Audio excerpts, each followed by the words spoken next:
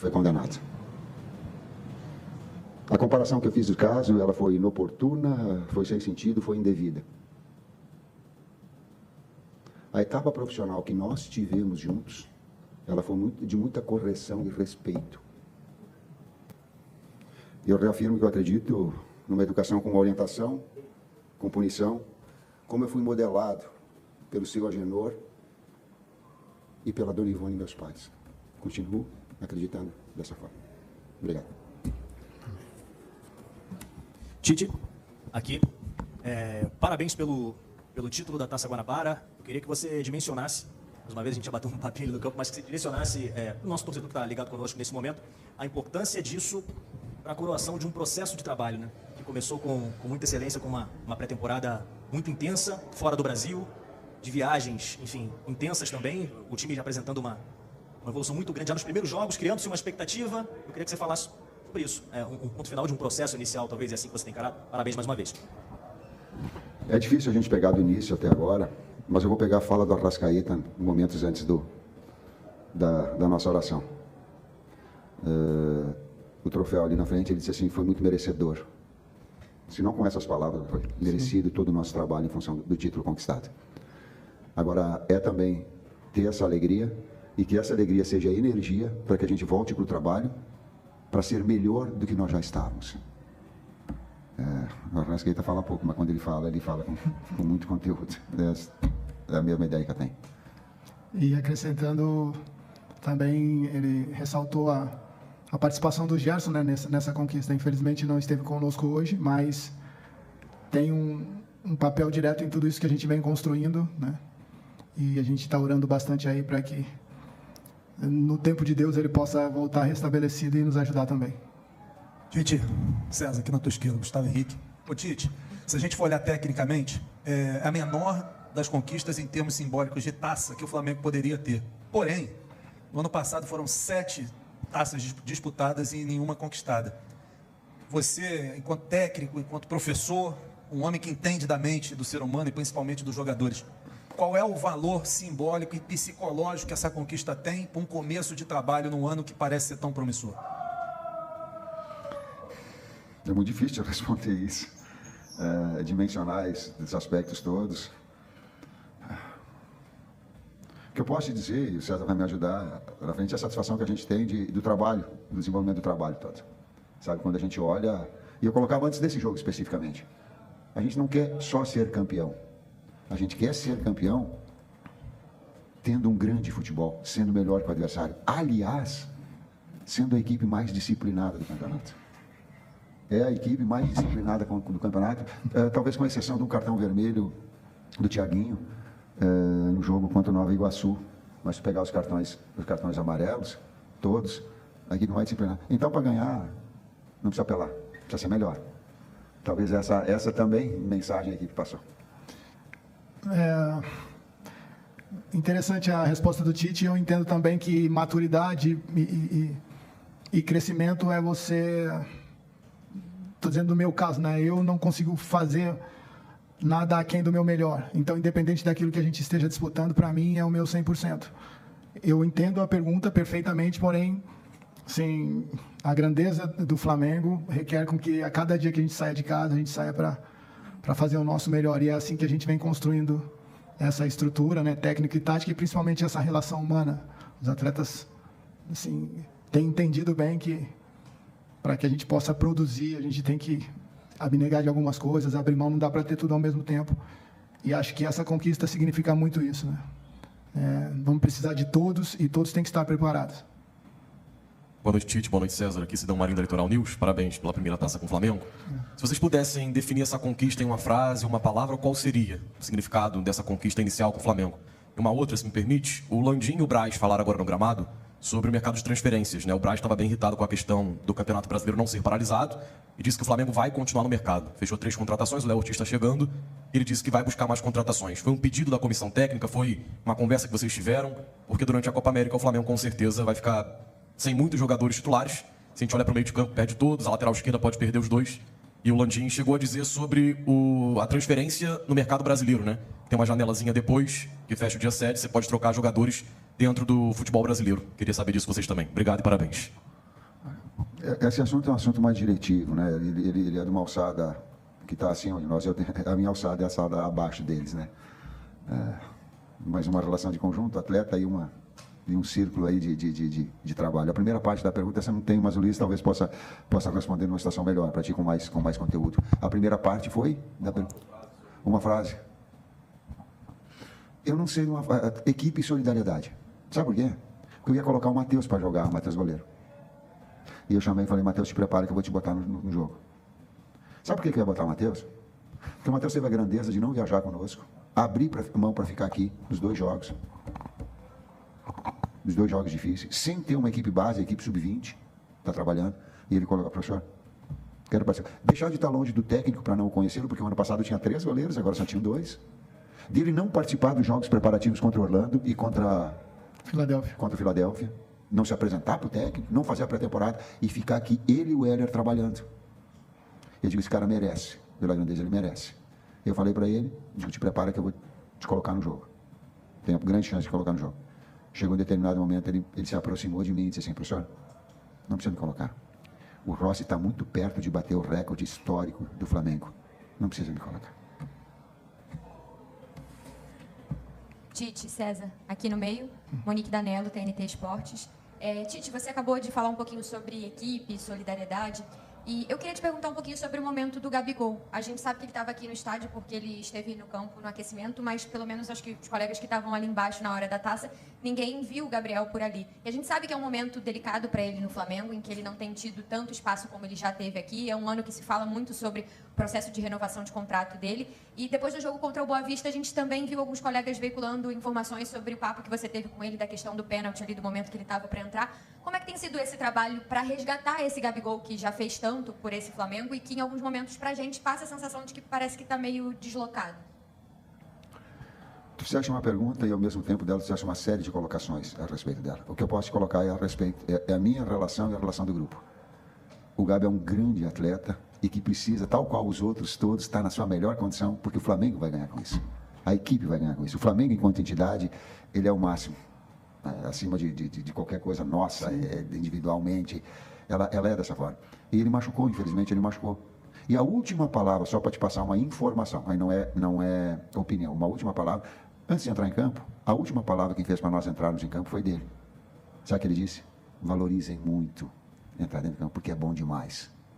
Vocês não sabem o quanto é bom estar lá dentro. Saúde é fundamental, né? Então ele foi uma dessa integração. Boa noite, Tite, César, Rodrigo Cerqueira, Grupo Globo. Hoje o Flamengo teve 6 estrangeiros em campo, com a curiosidade que todos falam o mesmo idioma. Queria saber se em algum momento no futebol brasileiro você já teve um time com mais estrangeiros do que brasileiros. Como tem sido essa comunicação, essa resenha? Porque tem coisas que são comuns no futebol, no vocabulário mundial, mas tem coisas que são mais específicas, né? Eles devem falar de alguma forma entre eles e vocês com eles deve ser de outra forma. Queria saber essas curiosidades da sua carreira e dessa relação. Interessante a pergunta, né? Assim, a comunicação muitas vezes tem que ser repetida, né? Por não interpretarem bem.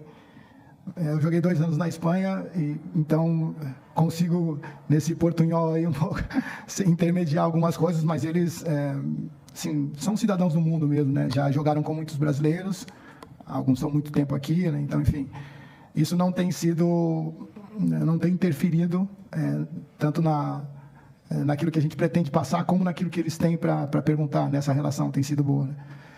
E sim, eu acho que é a primeira vez, né, minha, no caso no Tite, eu não sei, de ter mais estrangeiros no caso do que brasileiros, mas o futebol hoje, essa parte de cidadania é muito relativa, né? A gente tem visto assim que, economicamente falando, o mundo tá globalizado, então, enfim, os destaques, independente da profissão, eles acabam sendo recrutados e a gente fica feliz, né?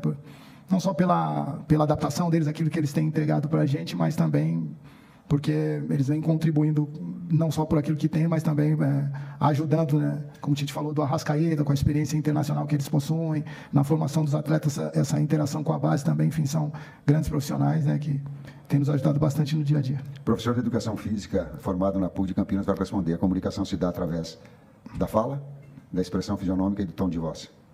A linguagem da bola ela é universal nesse aspecto. E a outra brincadeira. Quando eles ficam falando rápido, não dá para entender. Eu digo, vocês parem de sacanagem ficar falando rápido, que é código de vocês para ninguém entender, né? Porque se falar mais devagar, a gente consegue. Tite, aqui Raiza Simplício da Gol Brasil. Eu queria que você falasse um pouco sobre o De La Cruz, né? Ele chegou há pouco tempo no Flamengo, já parece super adaptado. Especialmente, ele foi deslocado, né? Depois da saída do Gerson, tá jogando um pouquinho mais ali atrás. Eu queria que você falasse um pouquinho sobre isso, porque o Gerson acabou saindo por uma lesão, mas o time parece que está evoluindo bastante com essa formação e com o De La Cruz jogando ali. Você ainda, com o Gerson retornando, você ainda pensa em deslocar o De La Cruz? Ou, de fato, vai ficar por ali, achou a posição dele ali? Eu não penso nada, é o campo, a bola que fala. Eu quero ter o Gerson, sim, de volta, todos os atletas, o Wesley que machucou, o Gabi, ter todo o poderio, né, para que a gente possa desenvolver o nosso melhor. Número 8, eu e o César jogávamos, mas quem jogava muito mais do que eu era ele, para falar assim. Não, nós já sabíamos, né, dessa versatilidade do Nico, né? É um jogador que aos poucos vem entendendo não só o nosso modelo e contribuindo bastante. Enfim, são bons problemas, a gente encara dessa forma, né? O Gerson também é o nosso capitão, tem uma presença marcante dentro desse todo e mais soluções nós temos, né, para um ano aí de um calendário árduo assim, mas a gente fica feliz com a evolução do De La Cruz e a gente vem entendendo o atleta também, né? Assim, não é só de lá para cá ele para conosco, nós também para com ele, e entendemos aí que nas duas maneiras podemos evoluir bastante. 2 atletas versáteis que trabalham em 3 funções com naturalidade. Tite, boa noite César, parabéns pelo título. Tite, eu sei que são muitas perguntas, mas vou lembrar de uma que eu fiz na sua coletiva de apresentação lá no Ninho, e a minha pergunta ainda, claro, era sobre aquele Flamengo do ano passado, que oscilava muito dentro das partidas, e o senhor sempre falou muito, e até depois daquela primeira coletiva, o senhor sempre falou muito em equilíbrio.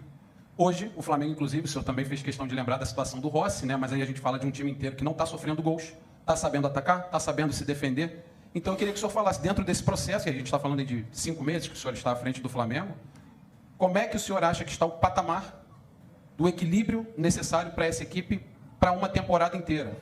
Então eu gostaria que o senhor fizesse essa análise, desde a sua chegada até esse ponto que o Flamengo já se encontra hoje. Obrigado e parabéns. Eu repito, ter equilíbrio é muito difícil, enquanto equipe e como pessoa. Eu tenho essa dificuldade. Às vezes a pessoa pode estar tranquilo, pegar não sou. Eu procuro constantemente me equilibrar, porque é desafiador.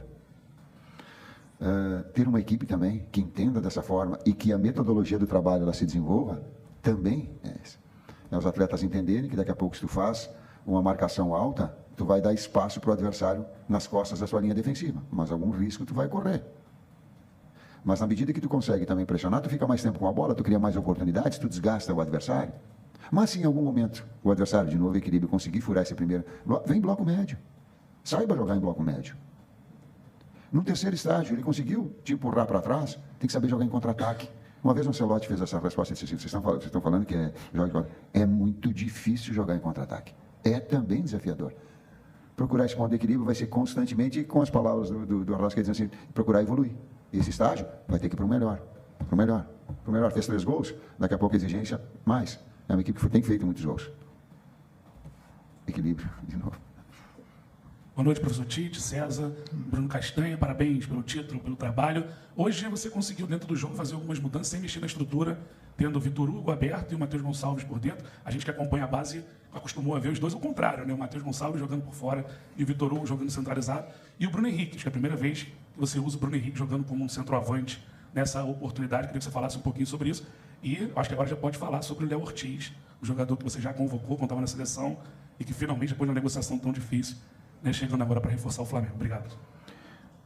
Às vezes o campo mostra certas coisas para a gente. O Vitor, pelo lado, ele tem uma capacidade, uma força impressionante. O lance pessoal, a condução, é impressionante, uma recomposição no setor impressionante. O Matheus é um jogador de muita qualidade técnica, de muito refino, móvel.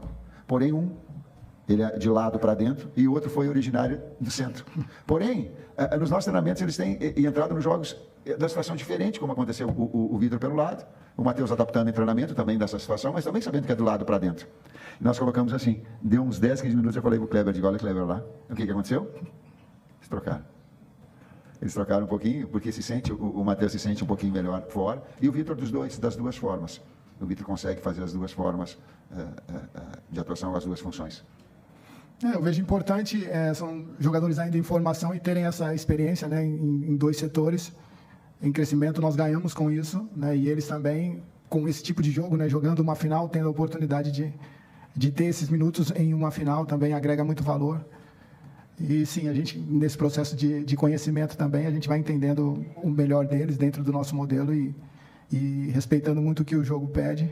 Hoje nós já saímos com mais algumas alternativas aí. O Flamengo cresce com isso. Bruno ataca espaço pra caramba. Talvez seja o jogador que mais qualidade tenha de infiltração de toda a equipe. Ele é letal, talvez usando. Ele é letal.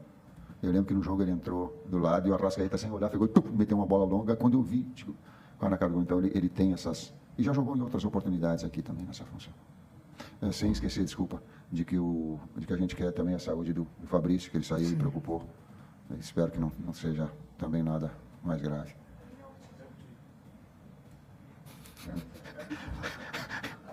Fora. A hierarquia é eles que falam. É isso.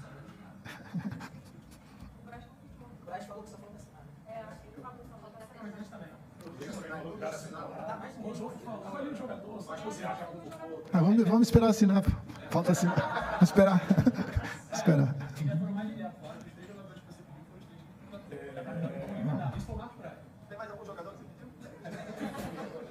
É consenso. É aquilo que o Flamengo entenda mais importante. Eu entendi o que o Márcio falou, mas foi uma situação consensual daquilo que possa ter de qualidade. Eu sei da minha hierarquia, já tenho uma experiência. O clube não tem que estar à mercê do técnico, e nem eu tenho essa pretensão. A gente coloca nomes, agora tem todo um departamento específico, né, de análise, de que passa por uma série de... É um retrocesso achar que o técnico vem e vai dar nome, vai dar... Não é assim. Flamengo acima de qualquer coisa, né? Boa noite, Tite. Léo José, do Coluna do Fla. Recentemente, a CBF divulgou aí a tabela do Campeonato Brasileiro e o Flamengo, ele corre o risco... Aqui. E o Flamengo corre o risco de ficar de 7 a 9 rodadas aí com uma série de desfalques, né? Inclusive, o meio de campo hoje foi Pulgar, Arrascaeta e De La Cruz. São 3 jogadores que frequentemente estão convocados aí para Chile e também para a seleção uruguaia. O Ayrton Lucas também foi convocado pela seleção brasileira. Então, mostra que está no radar aí do Dorival Júnior. A pergunta é... A comissão técnica ela já se prepara para uma possibilidade de ficar uma maratona de jogos sem grandes jogadores assim que são considerados, a gente pode dizer, titulares do time, inclusive na lateral esquerda, com a possibilidade de Ayrton Lucas e Matias Vinha não estarem em 7, 9 rodadas do Campeonato Brasileiro? Hierarquias. Eu vou trabalhar sempre para que todo atleta do Flamengo seja convocado para suas seleções. Por quê? Porque a área técnica é de evolução. E eu não tenho direito absolutamente de crescimento, de uma valorização profissional do atleta. Não, vou fomentar o tempo todo.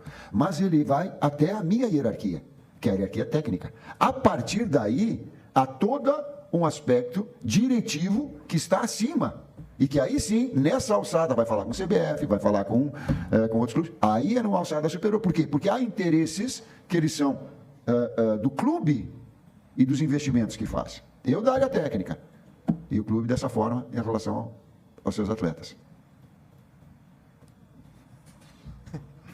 Tite, César, boa noite. Aqui atrás, Gabriel Alfa, canal Paparazzo Rubro Negro. Antes de tudo, parabéns pelo título, pela grande campanha. Eu queria que vocês falassem um pouquinho sobre a presença dos jogadores jovens hoje, nesse jogo de hoje específico, no time do Flamengo. A gente tinha no banco o Verton, o Everton Araújo, o Diogo Alves, o Diegão estava lá em cima. Queria que vocês falassem um pouquinho sobre a importância de ter esses jogadores jovens, especialmente hoje, questão da taça, do título, e também, se o Tite puder falar, amanhã é o Natal Rubro Negro, o aniversário do Zico. Se você puder também mandar um recado pro Zico, pro Galinho, que com certeza está muito feliz com esse título de hoje. Obrigado e parabéns. É gratificante para a gente, né? Assim, a gente sabe que o DNA do Flamengo sempre teve a utilização de atletas da base, né? São atletas que fizeram por merecer essa oportunidade e vêm até aqui aproveitando essa oportunidade, contribuindo conosco. Em uma das primeiras entrevistas que o Tite disse, ele falou que utilizaria sim a base, não só por estar aqui, mas sim porque acredita que tendo jogadores formados aqui, esse DNA, eu posso até dizer da participação do Gerson mesmo, né? Assim, é um cara que você consegue identificar, até pouco tempo rua aqui com a gente, então eles conseguem agregar muita coisa para a gente, né? Nós que estamos chegando agora, né? Em termos da essência do clube, então acho que isso joga junto também, né? E esperamos que eles possam fazer o que fizeram na base, o que os trouxeram até aqui, né? O Igor também, o Everton Araújo, hoje, o Diego, como já foram falados, né? O que os trouxeram até essa oportunidade, possam aproveitar e repetir, né? Essa performance conosco, né? As chances estão aí nos treinamentos, né? Em jogos, e a gente está muito feliz com a participação deles. Última pergunta aqui. Agora do Zico. Zico e Sandra são exemplos de pessoa, de caráter, de conduta, de idolatria. Zico foi exemplo dentro do campo, agora na área humana, na área técnica. Foi o maior jogador, o jogador mais completo que eu vi jogar. Mais completo que eu vi jogar. Cabeceio, competição, pé direito, pé esquerdo, bola parada, assistência, não é egoísta, colocava a equipe acima do... Tem um vídeo muito bonito que vai mostrar, que a gente mostrou para ele o que é, e a gente apresentou. E fomos conversar com ele, tive a oportunidade com o Maurício de conversar, da Flá TV. E eu não falei isso agora para o seu técnico do Flamengo, para ficar puxando saco, não. Ele ajudou a educação do meu filho. Meu filho, eu acho que tinha 12 anos, ele falou assim, poxa, esse é meu ídolo. Ele e um outro jogador, e o Matheus, eu digo, como é que eu vou falar para que ídolo é diferente de craque? Craque é que dentro do campo resolve. Ídolo é aquele que transcende. Ele dentro do campo resolve, e as suas ações fora do campo, elas são exemplares em termos educacionais. Não sei se eu consegui responder naquela época, mas tentei. Boa noite, Tite. Boa noite, César. Parabéns pela conquista. A campanha da Taça Guanabara, praticamente quase que irretocável, mas tem um ponto, pelo menos a grande parte da torcida do Flamengo ficou um pouco apreensiva, foi com um excesso de pênaltis desperdiçados, né? Agora, como o Pedro como titular, o Gabriel era, teoricamente, né, o cobrador oficial do time, ele no banco de reservas tem menos possibilidade de estar fazendo essas cobranças. Teve o pênalti que não foi convertido contra o Vasco, o Pedro não estava em campo, o Gabriel bateu, perdeu. O Pedro, ele fez um gol, mas antes já perdeu também contra a equipe do Volta Redonda, perdeu um pênalti contra o Boa Vista. Ele vai ser, ou continua sendo, cobrador oficial de pênalti. Pergunto isso porque muitas pessoas, inclusive, sugerem, né? O Eric Pulgar é um grande cobrador de bolas paradas. Hoje mesmo, o Léo Pereira fez um gol de falta, mas estava no banco de reservas. Existe algum jogador que tem essa possibilidade, não só nas faltas, mas em relação aos pênaltis também? O Pedro segue como cobrador oficial do Flamengo? Aprimoramento dos dois e treinamento dos dois, inclusive com estilos diferentes, para que o adversário não faça a leitura. Assim como outros jogadores já também treinando, eu estou olhando para o Kleber, para o Matheus, todos eles, que a gente está treinando também uma gama de maiores e mudando também as características para que o adversário não tenha a leitura da forma com que bate. É isso, Zé? Sim, do gesto técnico, né? Temos outros cobradores também. E reforçando, né? Como o Tite falou, é trabalhar mesmo, né? Dia a dia está variando também. Os cobradores oficiais, eles ficam mais visados assim. Mas sim, é o gesto técnico e aprimoramento nos treinamentos. Obrigado, pessoal. Tá aí, Emerson. Finalizado.